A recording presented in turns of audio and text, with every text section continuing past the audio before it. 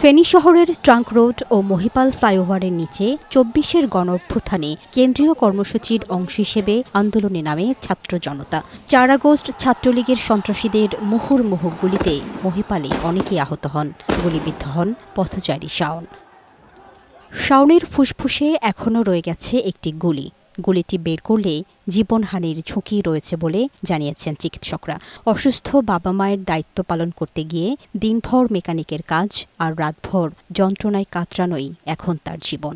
লাঞ্চের সাথে আছে, মানে ওরা বলতেছে যে ওইখানে ফুসফুস, তারপরে আপনার শ্বাসনালী এগুলো আছে, ওইটা বের করার সময় এগুলো মানে ক্ষতিগ্রস্ত হইতে পারে। ছাত্র আন্দোলনে আহতদের মধ্যে আরেকজন নাহিদ। ৫ আগস্ট বিজয় মিছিলে অংশ নিতে গিয়ে পুরাতন জেলগেট থেকে ছোড়া গুলিতে চোখে গুরুতর জখম হয়। রেটিনা ক্ষতিগ্রস্ত হওয়ায় দৃষ্টিশক্তি হারানোর আশঙ্কায় দিন কাটছে তার। বুঝতে পারি না ওরা যে শুট করবে, ওরা ওই দিক থেকে শুট করতে করতে আসছে, প্রথম শুটটা আমার চোখে পড়ে গেছে। এই তরুণদের ভবিষ্যৎ আজ অনিশ্চিত। পরিবারের আর্থিক চাপ, শারীরিক যন্ত্রণা নিয়ে দিন কাটছে তাদের।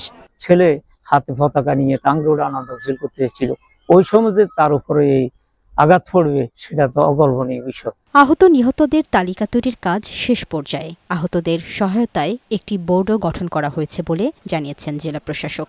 এদিকে জুলাই গণঅভ্যুত্থানে পর্যায়ক্রমে সব মামলার চার্জশিট প্রস্তুতির প্রক্রিয়া চলমান রয়েছে বলে জানিয়েছেন জেলা পুলিশ সুপার। সকল শহীদ পরিবার এবং আহত যে পরিবার, তাদের যে ডেটা যেগুলো আমাদের কাছে চাওয়া হয়েছিল, সোনালী ব্যাংকে অ্যাকাউন্ট করে নাম এবং অন্যান্য তথ্য পাঠানোর কথা, সেগুলো আমরা পাঠিয়ে দিয়েছি। আমরা মামলাগুলো তদন্ত কার্যক্রম চালিয়ে যাচ্ছি, পুঙ্খানুপুঙ্খরূপে যাচাই করা হবে।